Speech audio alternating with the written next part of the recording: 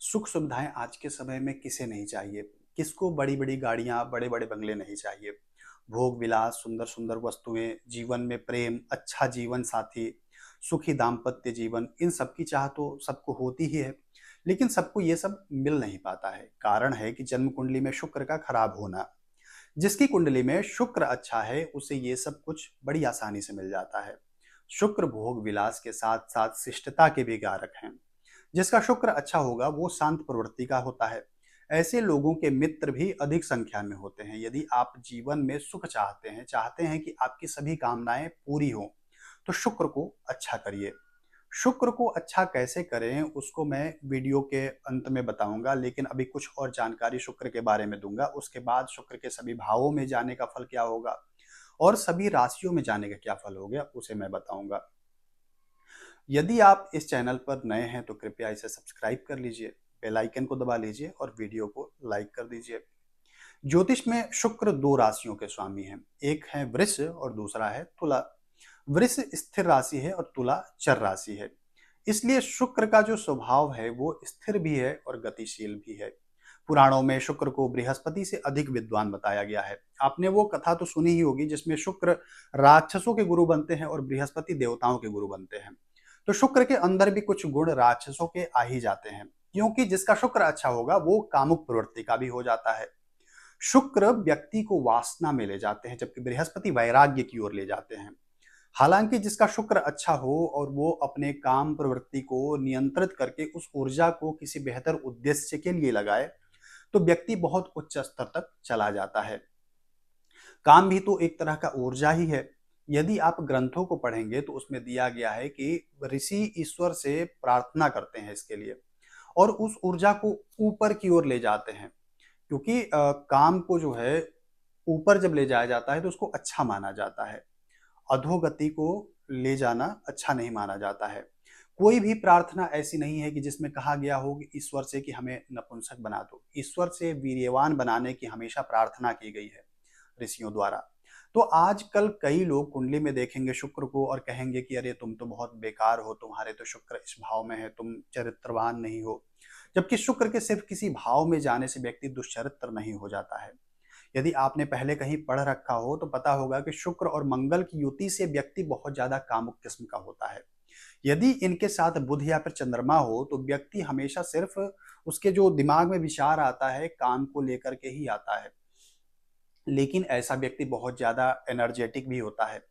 यदि ऐसे व्यक्ति को सही गाइडेंस मिल जाए तो वो दुनिया का कोई भी काम कर सकता है, क्योंकि शुक्र तो काम है और मंगल ऊर्जा है। जब दोनों मिलते हैं तो कुछ भी करने की क्षमता डेवलप कर देते हैं।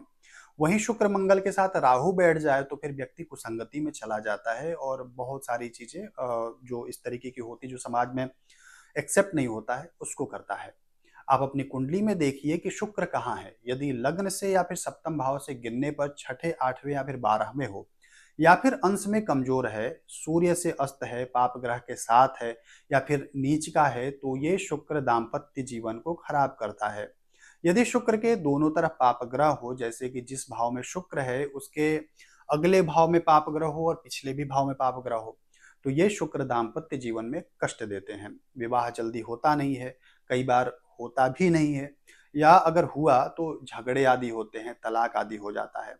कुछ लोगों के शुक्र बहुत अच्छे होते हैं, ऐसे में योग होने पर व्यक्ति नेता, अभिनेता, कलाकार बन सकता है। ज्वेलरी या फिर कपड़े का बहुत बड़ा व्यापारी बन सकता है। शुक्र से कुछ योग बनते हैं। एक है मालव्य योग। ये पंच महापुरुष योग में से एक योग है। पंच महापुरुष योग मंगल से शनि तक के पांचों ग्रहों के कारण ये बनता है। ये योग बहुत बड़ा राजयोग माना जाता है। तो हम चर्चा कर रहे हैं मालव्य योग की। जब शुक्र अपनी राशि में हो या फिर मीन राशि में हो, मीन राशि शुक्र की उच्च की राशि है, तो शुक्र वृष, तुला या फिर मीन राशि में हो और जन्मांग चक्र में या चंद्रांग चक्र में केंद्र भाव में हो। केंद्र भाव प्रथम भाव, चतुर्थ भाव, सप्तम भाव और दशम भाव होता है। इनमें से किसी भी भाव में हो तो ये योग बनता है। इस योग में जिसका जन्म हो वो व्यक्ति शरीर से बलवान और बुद्धि से विद्वान होता है। बहुत सारे अच्छे गुण होते हैं ऐसे व्यक्ति में। इतनी चीजें जिसके अंदर हो तो वो स्वतः ही धनवान और समाज में विख्यात हो जाता है। तो कुल मिलाकर ये योग बहुत अच्छा होता है। दूसरा योग है भेरी योग। जब लग्न वृष या फिर तुला हो और जहां शुक्र बैठे हैं वहां से बृहस्पति सप्तम में हो, यानी शुक्र के ठीक सामने बृहस्पति हो, साथ में नवम भाव का स्वामी बलवान हो, तो ये योग बनता है। इस योग के होने से व्यक्ति दीर्घायु होता है, धनी होता है, अच्छे आचरण वाला होता है, परिवार से सुखी और समाज में चर्चित होता है। तीसरा योग है अंशावतार योग। जब भी लग्न चर राशि का हो, चर राशि है मेष, कर्क, तुला और मकर, तो लग्न चर हो और बृहस्पति तथा शुक्र केंद्र भाव में हो, तो ये योग बनता है।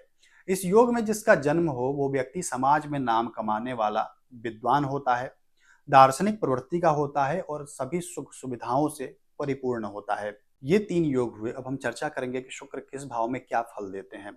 तो प्रथम भाव में होने से व्यक्ति सुंदर होता है, क्योंकि लग्न का मतलब शरीर होता है और लग्न में शुक्र व्यक्ति को आकर्षक बनाते हैं। ऐसा व्यक्ति विनम्र होता है, अच्छा बोलने वाला होता है।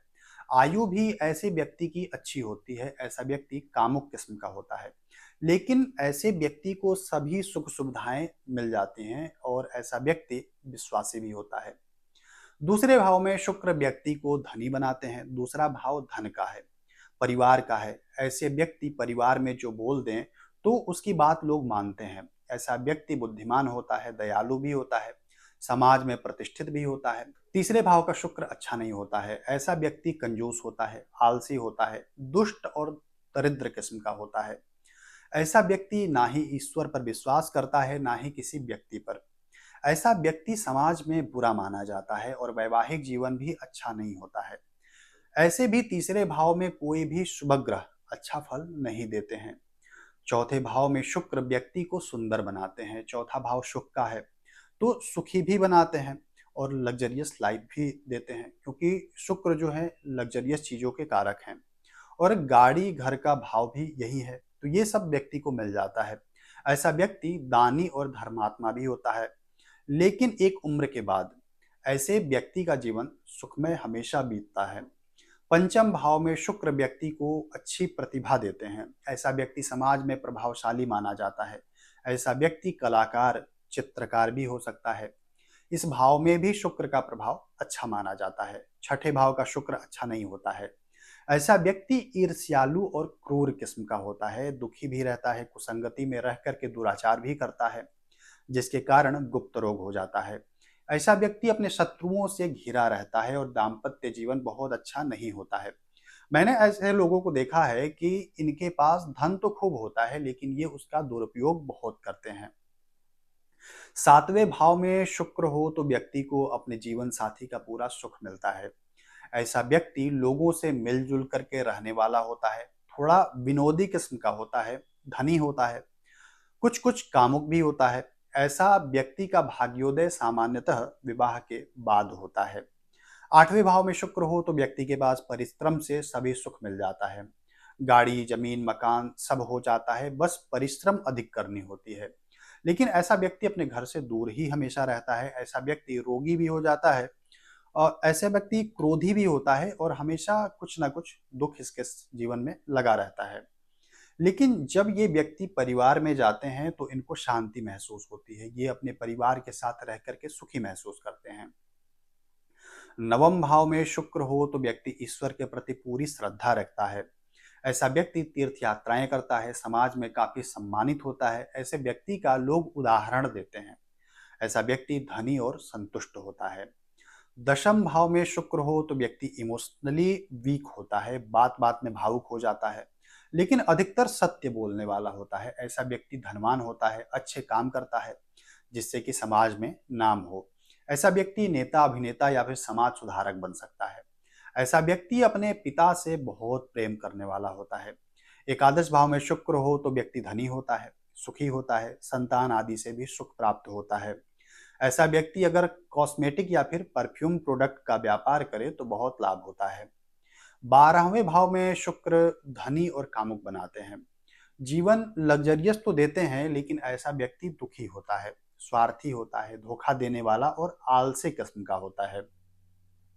ये तो हुआ सभी भाव में शुक्र के जाने का फल। अब आप समझते हैं कि सभी राशियों में जाने से शुक्र का फल क्या होगा। तो यदि मेष राशि में शुक्र हो तो व्यक्ति का स्वभाव चंचल होता है, एक स्थान पर टिकता नहीं है, ऐसा व्यक्ति दुखी रहता है, ऐसा व्यक्ति स्वार्थी होता है, लोगों का विश्वास नहीं होता है ऐसे व्यक्ति पर। ऐसा व्यक्ति अनैतिक कार्यों में कभी-कभी लगा रहता है, सामान्यतः अधिक ही लगा रहता है। वृष राशि इनकी अपनी राशि है। इसमें शुक्र हो तो व्यक्ति सुंदर होता है, सात्विक होता है, ऐश्वर्यवान होता है। ऐसे व्यक्ति के पास किताबों का अच्छा ज्ञान होता है। ऐसा व्यक्ति स्वभाव से अच्छा होता है। मिथुन राशि में शुक्र हो तो व्यक्ति की बुद्धि बहुत तेज होती है। ऐसे व्यक्ति के पास सभी सुख सुविधाएं होता है, लेकिन इन सब के बाद भी जीवन में अशांति और असंतोष रहता है। ऐसा व्यक्ति छल कपट करके धन कमाता है और लालची भी हो जाता है। कर्क राशि में शुक्र हो तो व्यक्ति दयालु होता है, धार्मिक और अपने माता पिता से बहुत अधिक प्रेम करने वाला होता है।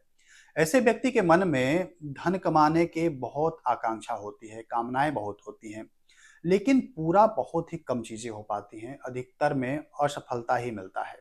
सिंह राशि में शुक्र हो तो व्यक्ति को सुख कम मिलता है, चिंता अधिक रहती है, कामुक भी अधिक होता है। ऐसा व्यक्ति हमेशा अपनी स्वार्थ सिद्धि में लगा रहता है और काम करता है।